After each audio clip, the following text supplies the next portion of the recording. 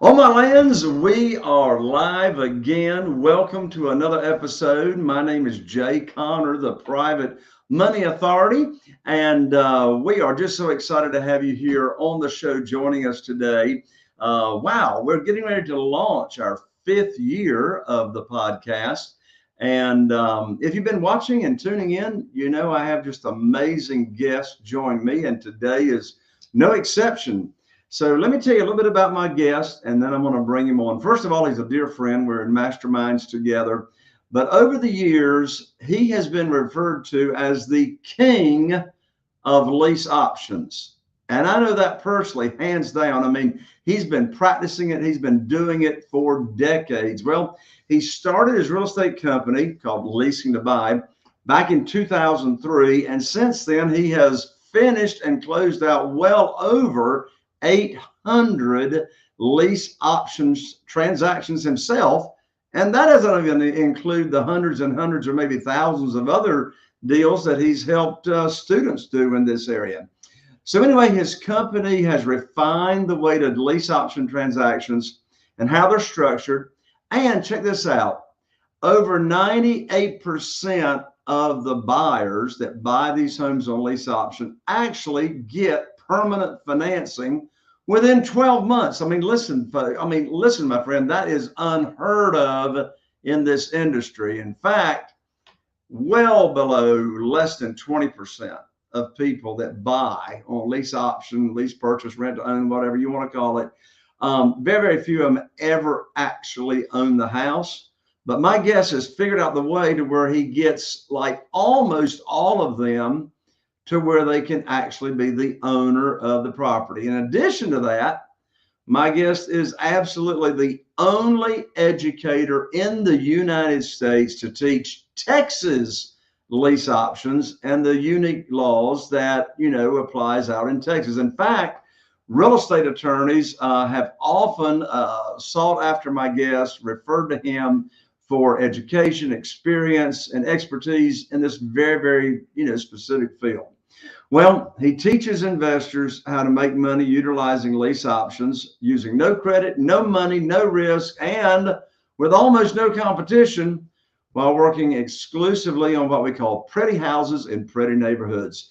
My guest has been featured on NBC, Fox, and all the most popular real estate investing podcasts. And with that, I want to welcome to the show my friend, John Jackson. Hello, John. Hey there, Jay Connor. Wow, I cannot believe it's taken me 19 years to get on real estate investing with Jay Connor, the Private Money Authority. I've been looking forward to this day for so long that you'd think I would have dressed up a little bit nicer for you, but nevertheless, here Well, hey, we look, are. John, when you're such a handsome guy as you are, you don't need to dress up, right? You know what? I'm sorry. We must have a bad signal here. The very first part of that was breaking up. Could you repeat that, Jay? It was Yeah, I'm sorry you missed that, John. I'm sorry you missed that. So anyway, well, we're going to talk. We're going to dig deep in here into this lease option thing. But first of all, share with the audience your story as to how you got into real estate. Yeah, well, actually, so I got in real estate. I'd been day trading, stock trading and day trading for a couple of years and wanted to get into real estate. But as I looked at real estate, this is back in '02, I guess, I first looked at rentals. Well, okay, I guess I'll buy a rental, fix it up and rent it out. I had a friend that had a couple of rentals, and he was only making like $150 a month, I think, on those rentals. And I thought, well, that seems like a lot of risk and a lot of work for $150. So that just didn't whet my appetite. But I kept reading about lease options. Every now and then I would read a blurb about lease options. Well, I understood options because I've been trading options on the option market for a couple of years. So I dove into lease options and really whatever information I could find, I read and I dove into it. And that is where Leasing to Buy started in 2003. With lease options, where we help sellers that can't sell, buyers that can't buy. We bring that together as a lease option. So did my first house within about 3 months after starting my company. Really had no clue what I was doing, but that's okay. Found this house driving for dollars and had a for sale by owner sign in it. So I called them up, said, "Hey, would you consider a lease purchase on it?" And they said, "Yeah, sure." So I put my ugly sign in the yard, and within 3 weeks, I had $3,500 in cash from that deal. And it was a matter of fact, Jay, it was so easy to do that first deal. I felt guilty because I thought I must be doing something shady because this was way too easy. Which you don't hear that a lot. You only hear people, lighting cigars and throwing fireworks in there or whatever after their first deal. Mine was so easy, I felt guilty. But then I did my second deal and third deal, and it just kind of grew and grew from there. Then in '05, I became the only guy really doing and lease options in Texas. And then '06 started teaching lease options in Texas. Started teaching attorneys what I was doing, my contracts, everything, and it just grew from there. And then in 2010, really started doing small training sessions with people, teaching people more and more. And this has just grown and grown. And so here we are, having trained, gosh, I don't, who knows how many hundreds of people, and even some of the educators that I've trained as well, educators and top level investors. I've trained lease options, specifically my model for lease options, and so it's just blown up over 19 years. So that's what we do, and but we work with pretty houses, and I always point that out. We work with pretty houses, pretty people, and pretty areas. So these are not ugly, nasty houses full of cat urine and hoarding and all that garbage. I just found that I don't like wholesaling. That's just not my thing. And for anybody wanting to get into real estate, you've got to find what is your thing and what is not your thing. And so sometimes, Jay, in life, to determine what you want in life, it's easier to start to say, what do you not want? For me, I didn't want to have to walk through nasty, filthy houses, estimate repairs, make an offer, and hope that, that there weren't 100 other investors making offers higher than mine. So I just didn't like wholesaling. That's where I kind of stay in my lane and do lease options. So that's kind of my story there, Jay. Yeah, well, let's unpack the definition of lease options. So, what is a lease option? So a lease option is sometimes called a rent to own, but a lease option is essentially this. It's a lease with a separate option to purchase that allows the buyer to lease the property for a set amount of time, and then they have the option to buy the house before that lease or the option expires. So think of leasing a car, a BMW, a Cadillac. If anybody listening or watching this has ever leased a car, a Cadillac, BMW, it doesn't matter. You actually had a lease option on that BMW or Cadillac or whatever. We do the same thing, except instead of a Cadillac, it's a house. So that's what we do. It's a lease option. And now we actually assign our contracts. We're flipping the lease option to the end buyer. Some people call it wholesaling the lease option, but same thing. It's a lease option, rent to own, same thing like leasing a car. You have the option to buy it, but we just do it with a house.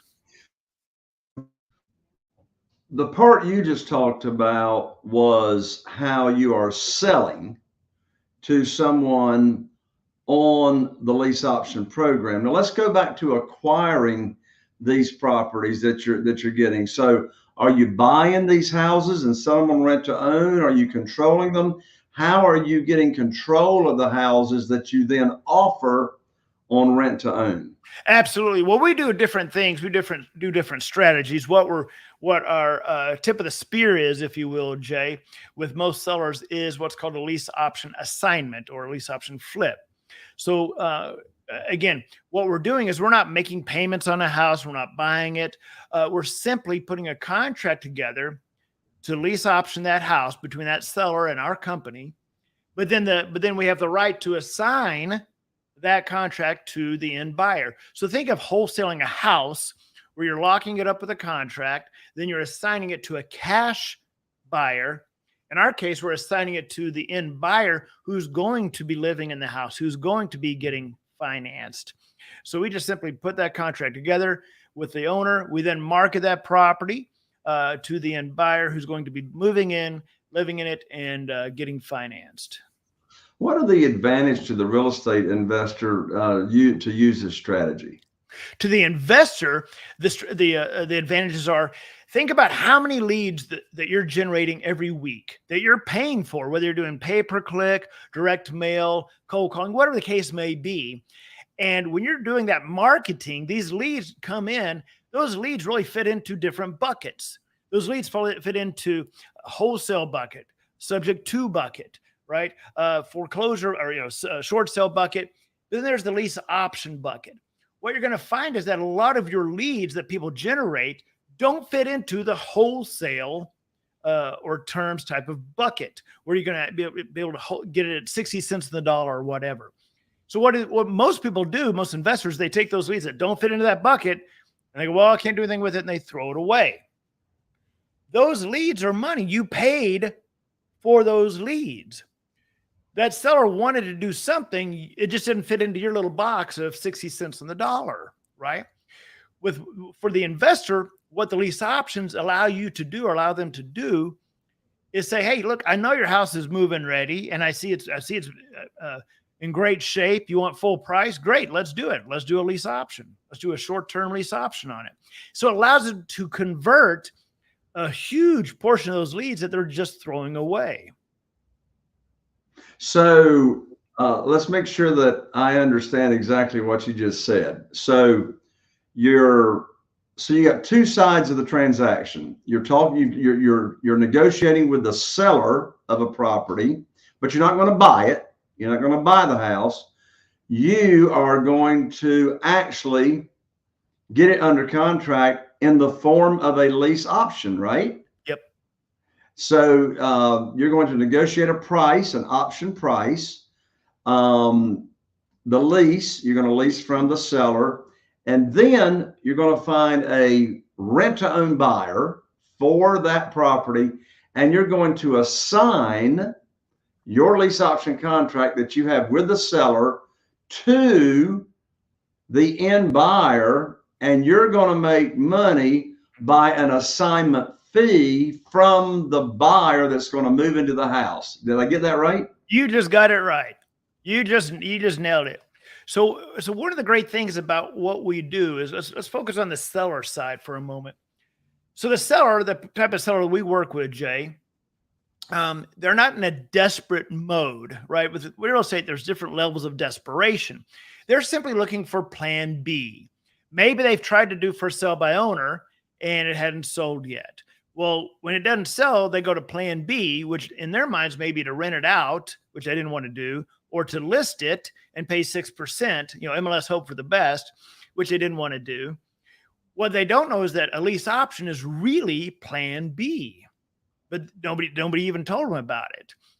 So what we're doing, Jay, is we're targeting for sell by owner, for rent by owner, even MLS houses on the MLS that are over 30 days, 60 days. Boom. We love them. Why? Because the longer a house sits on the market, the more the seller's open to a plan B. So they want plan A. We simply come along and say, hey, I know you want plan A. That's great. We got plan B. And here's what it is. It's a full price lease option, and you're going to cash flow each month. So we're not negotiating with that seller. If that seller has the house at 400,000 and we do a quick look and go, yep, it's worth about 400, then let's put it together. We'll put that lease option together at a little over 400, right? So they're going to get pretty darn close to full price. When you go to market that lease option contract, that end buyer then pays us our assignment fee and moves into the property. They're making the payments every month to the owner, but then they work to get financed within the next 12 months. But again, going back to the seller here, there's no negotiating. We're not haggling. We're not beating them down. And here's the thing, Jay, and this is really important for everybody to understand. There's almost no competition. Even with people like Joe McCall and Gavin Timms out there coaching and teaching lease options, people like me out there, there's still almost no competition. Where with wholesaling, oh my gosh, or as you would say, oh my lands, everybody is a wholesaler. Everybody's your competition. With this, there's really no competition. Got it. So you got a seller, they want to sell their house. So the lease option strategy, your lease option strategy, is a way for the seller to get their price, Yes. right? So why would a seller be willing to, quote unquote, sell their house? They're not going to be able to be cashing it out right away. Why would they be willing to sell their home and give you a lease option contract? Because they need a plan B. So here's the thing. I like analogies, Jay, and I'm from Texas, so I like analogies, and I like Mexican food. So here's the analogy, Jay. The seller wants enchiladas, right? For sale by owner, they stick the sign in the yard. For sale by owner, they go, I'm going to get full price for this sucker because it's a seller's market. They want enchiladas. They want rice. They want beans. They want beef enchiladas, and they're going to get it, by God. So they put their sign in the yard. They're waiting for enchiladas. And they're waiting and waiting, and 2 weeks go by. There's no enchiladas. 3 weeks go by. 4 weeks go by. They're looking around. There's no enchiladas coming.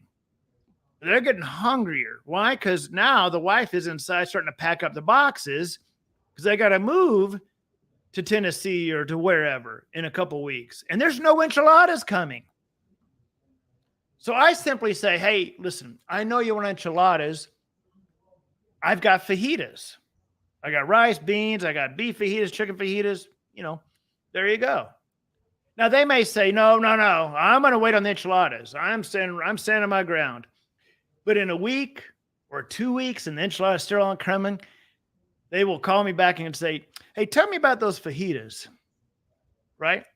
And then whenever a seller says, hey, they see the fajitas, what I do, one of the main questions the seller asks, Jay, one of the top questions is, how fast can you find somebody? What are they saying, Jay? When a seller asks me, how fast can you find somebody? They're asking me, how fast can you bring the fajitas? They're needing a plan B. Because otherwise they got to move on with their life. They got to move where the house is already vacant. Something's going on where, something's got to happen here. Right. Why would let me ask you this, Jay. If a seller has their house for sale, I don't care if it's for sale by owner or on the market MLS, and they end up renting out, why would a seller do that, Jay? They need income. Boom, baby. Mic drop. This stops the bleeding, but this also gets somebody in the house that's going to take care of the repairs, going to get a home warranty, everything's taken care of. And this is not a deadbeat renter. This is somebody that wants to buy the house. They have skin in the game to the tune of 18, 20, 25,000 or more to get financed. Right. So when you are negotiating with a seller and you're offering the fajitas instead of the enchilada, you're offering the lease option strategy instead of cash out and getting the cash. What are the benefits that you point out to the seller as to why they might want to consider this plan B? Yep. So some of the benefits are full price, no commission, no haggling. It's short term. It's a 12-month lease option. I don't do long lease options. So it's 12 months, which means they see the light at the end of the tunnel. These are people that are going to get a home warranty on the property. All the repairs. That's the buyers. The buyers are going to get a home warranty. The buyers are going to get the home warranty. There's cash flow, and they're going to get, and again, they're going to be cashed out within 12 months. So there's a lot of benefits there. And so it's like you can get your price. You can get your price. You just got to wait to get your mortgage paid off for a year. Right. Right. But you're cash flowing each month, and you may be cash flowing $300-400 a month, well, that's, over a course of a year, that's $4,800 more, than. So that's another benefit to the seller, is that they be having more money coming in than their underlying mortgage, so to speak. Absolutely. Absolutely. Yeah. Our seller, almost all of our sellers cash flow at least a few $100s a month. The only time they don't is. That's another benefit. Yep. That's another benefit. So I'm very intrigued by this, and I know others are as well. You have a phenomenal track record of actually helping and assisting your lease option buyers that are buying these houses to get them permanent financing. I mean, a crazy 98% as opposed to, the industry average. You say it's less than 20%, and I Yeah. say it's less than 10 or 5%. So how do you achieve for your buyers of these lease option houses such a phenomenal success rate of getting, a permanent financing? Yeah, so great question, Jay. So I didn't used to have that good of a track record because I didn't know what I was doing in 2003, right? I thought everybody was inherently good and I could, any house was going to work. As I did this for a year and 2 years and 3 years and 4 years and was making mistakes and eventually would have some, at some point we'd have to evict some people or whatever.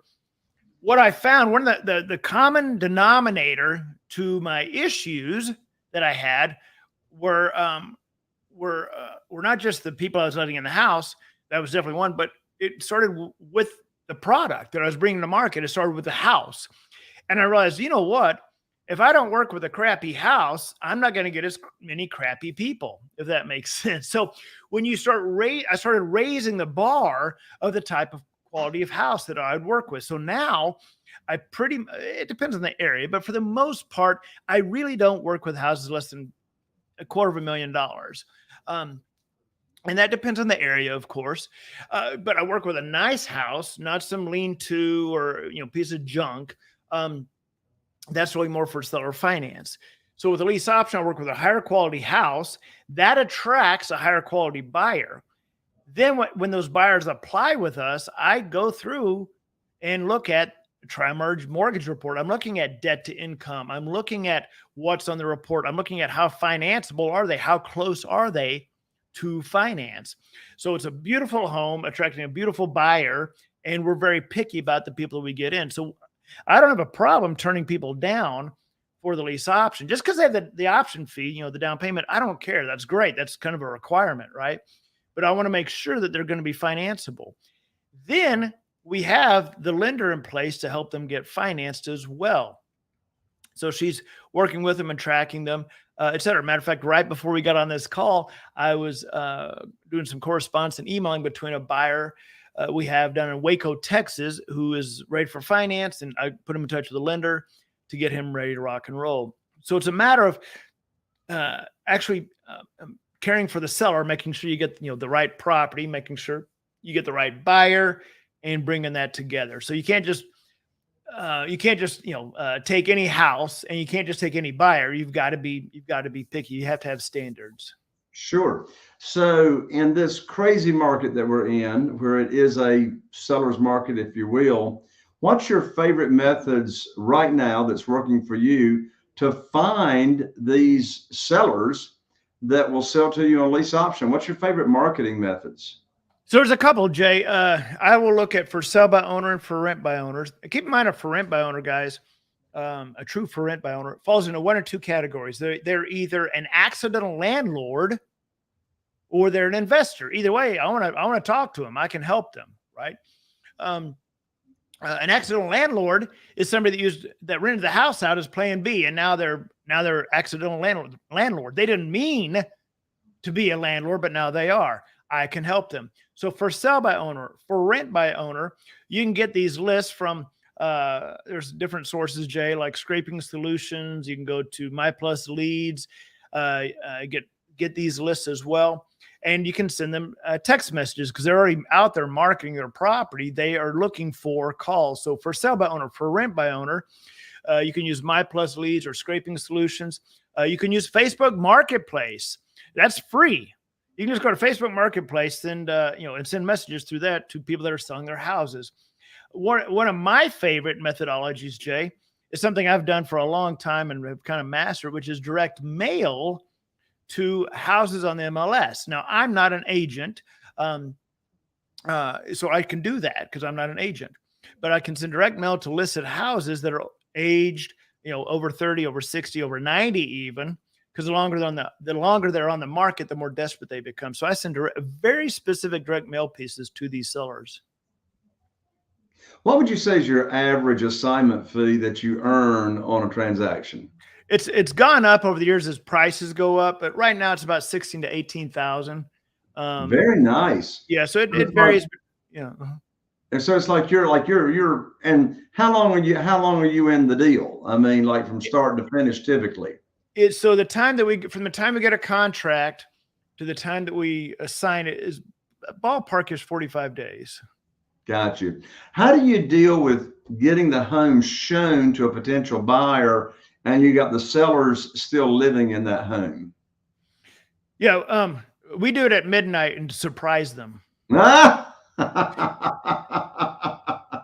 No, that's super easy. So if the seller is in the house, which by the way, guys, this is one of the easiest things you can do virtually is to do lease options. But if the seller is in the house, that's great. I say, hey, listen, I let the owner know, listen, we're going to be showing the property, but unlike an agent, we're only going to be showing it maybe 4 or 5 times, if that, because one of the first people that see it, they're going to jump on it. So that's number one. Two, when we have people that we filtered through and kind of pre-qualified, they want to see the house. I'm going to call you, Mr. Seller, and see what works for you to show the house because I want you here. Unlike an agent where they go, hey, I'm around the corner. Can you get out of the house? Right? No, I'm like, no, I want you there to help to show the property with me. Why? Because nobody knows more about that house than that seller. I don't know when this was replaced and that. I don't care. I'm there to talk lease options, baby. Here's their program. Here's how it works. Here's how the numbers work, Mr. Buyer. Boom. You have a question about the house? What do you know? Here's the seller, you know? Awesome. So your preference is actually for the potential buyer to meet the seller. Absolutely. Yeah. Absolutely. Because then keep in mind, this buyer's going to be living there for 10, they're going to be working with the seller for 10 or 12 months, making payments. I want them to meet if at all possible and build that relationship. That can actually help seal the deal for you as the investor. When the buyer and seller meet each other and they realize the commonalities and they build that relationship, now the seller wants this buyer to have it, right? And now, when the lease option, I'm sorry, go ahead. Anyway, so it just helps to have them meet for sure. Right. So when the lease option or the rent to own buyer moves in the home, let's assume the seller has got a mortgage on it. Do most of these lease options sellers have mortgages? Mm-hmm. Most of them? Yep. Yeah. So most of them have mortgages. So here's my question. When the lease option buyer moves into the house, do they send the monthly payments to the seller of the house? Or so that renter or that lease option buyer is relying on and trusting the seller of that house to keep the mortgage payments current that they're wanting to buy. Yes. Yep. Absolutely. And with where you're probably thinking or leading with that, I've never in 19 years, I've never, ever had an issue with a seller not making a payment. If well, there were in 19 years, there's been a couple of, I don't remember specifically, but there was only a couple of sellers where I got the heebie-jeebies with them on the phone. I was like, something's not right. And I kind of passed on that. Or I told them that we needed to put servicing in place, loan servicing, so that the buyer would make their payment to the Evergreen Note Servicing or whomever, and then No Green would pay the mortgage, escrow, and then pay the seller. There you go. But I just again, because of the quality of people that we have, the seller doesn't want to screw up their credit. Again, these are nice, these are, people that want to keep things on the up and up. Got you. Well, that makes a lot of sense.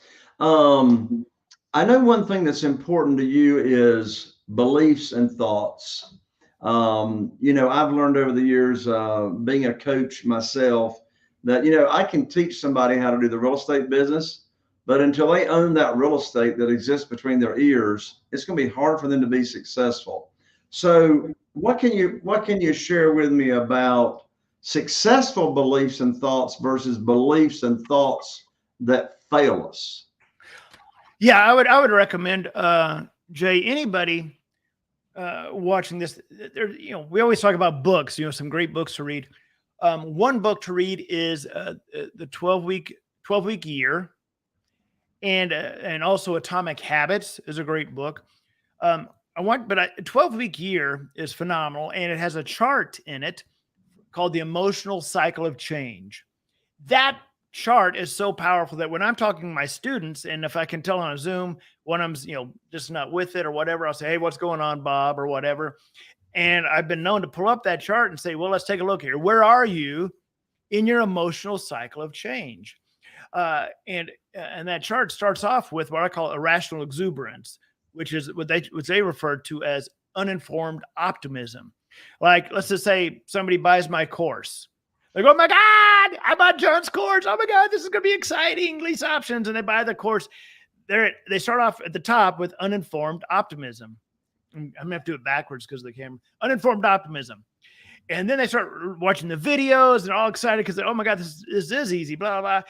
And then they get to the point where it's like talking to sellers and they go, oh, I didn't know I was going to talk to sellers. And now they're down. The optimism goes down. They're now at informed pessimism.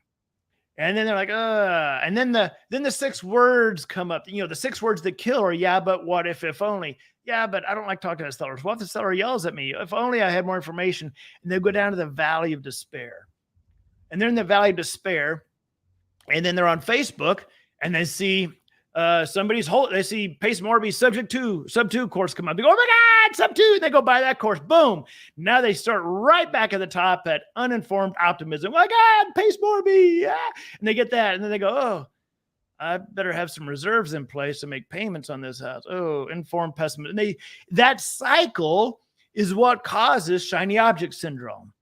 So you've got to push through that valley of despair and push and push and push till you get to informed optimism, and then you go all the way to success. And as you look at that chart, what's amazing, Jay, that chart is from 1970s. 2 psychiatrists put that together. And what's phenomenal about that chart, Jay, is it's so true no matter what level you are playing at. So, for example, I've got friends that do multifamily. We're getting into the multifamily space as well, but I've got friends that have done have got a couple thousand doors, multifamily. They've done some big deals before. But when they go into they stretch their comfort zone and now they're into a bigger deal, say a $40 or $50 million deal that they've got to raise $20 million for, and they've never raised $20 million, that's out of their comfort zone. And you can see when I'm talking to them, how they're going through that. Yeah, we got a big deal here. We got to raise 20 million. I've never raised 20 million before. And now they start going into the valley of despair, right? But of course, we push through those times because we've been in business for a while. But people understand, where are you in the emotional cycle of change, and understand the 6 words that kill, the yeah, but what if only. Because those are the words that will stop you dead in your tracks. Yeah, but I don't know anything about private money. Yeah, but I don't like talking to people about money. What if I get sued? That's a big one. And what if I get sued, right? If only I knew more people that had money. If only I was confident talking to people, whatever. These are the words that stop you in your tracks. So as soon as you hear these 6 words come up in your head, man, stop it right then and say, I'm not putting up with that today, and keep on moving, man. That's great, John. So, John, how can my guest get in contact with you and continue the conversation and learn more about the lease option strategy? Yeah, so I've actually got I've set up a link and a site for everybody. My main website is leaseoptionclasses.com. I got a lot of information there and videos and stuff. However, because I love you, Jay. I've done this. We've got an entire site set up, a special site set up, where the people listening and watching can get a bunch of stuff for free, some downloads and documents and things that I use every day. There's a whole video training there, a bunch of stuff. It's called free leaseoptiontraining.com, free leaseoptiontraining.com. You can go there. You can get a bunch of the downloads I use. You can watch there's a whole hour-and-a-half video there about the inner workings of lease options, how we do what we do, and everything. So a bunch of free stuff there. So I would definitely go there, freeleaseoptiontraining.com. A lot of great stuff there, Jay. John, thank you so much for offering my guest the amazing training that you have on lease options. And, I really encourage the real estate investor to take a look at this strategy because, as you said, when we started out the show, John, we already got leads coming in. Stop throwing the leads in the trash can. That John Jackson can show you how to save and still make a lot of money on those. John, thank you so much for joining me. Parting and final comments from you, my friend. Yeah, I guess I would say parting and final comments is people always say, take action, don't give up. But that's the truth is that take action, but make it smart action. Um, Information and education will only take you so far. You've got to jump into you've got to take intentional action. Surround yourself with people that operate at a higher frequency than you, and that will inevitably raise you to that level. It will bring you up. So be careful who your circle of friends are. Be careful the thoughts you have and who you hang around. Hang around people. Intentionally immerse yourself with people and groups that operate at a higher level than you. It will bring you up and take specific intentional action. Education, information, that's great. Reading books and all that stuff, but take action. Even if it's the wrong action, just do it. Do it. Thank you, John. And again, take advantage of John's free training at www.freeleaseoptiontraining.com. Thank you, my friend John. I look forward to seeing you in person very, very soon. And thank you for joining me here on the show. Thanks, Jay. It's always a pleasure. I always love being around you, Jay. Thank you so much. You got it.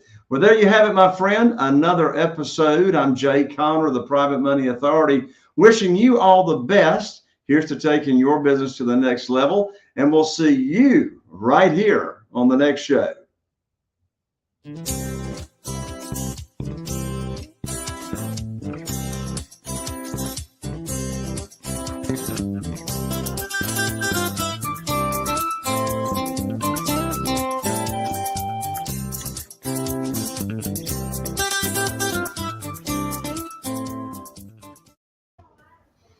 All right, Sharub, I am happy with the intro, so I'm not going